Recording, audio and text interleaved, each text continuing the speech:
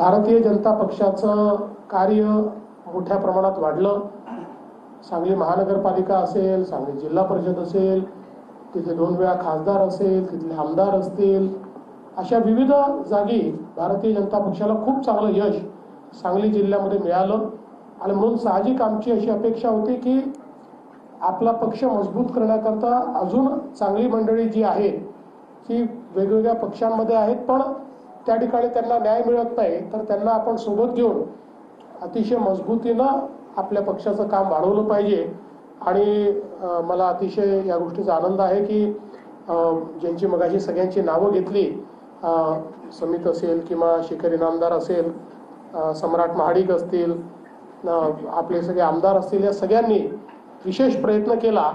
आणि त्या प्रयत्नांमुळे मला असं वाटतं की आज या ठिकाणी ताईंचा प्रवेश हा झालेला आहे। मला ज्या दिवशी मी ताईंशी बोललो, ताईंनी सांगितलं की माझ्या प्रवेशाला तुम्ही आलंच पाहिजे।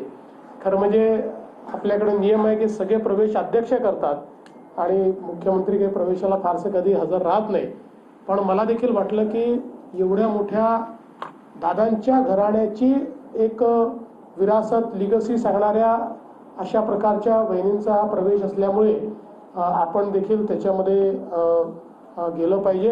आणि म्हणून निश्चितपणे आज आपण हा निर्णय घेतला।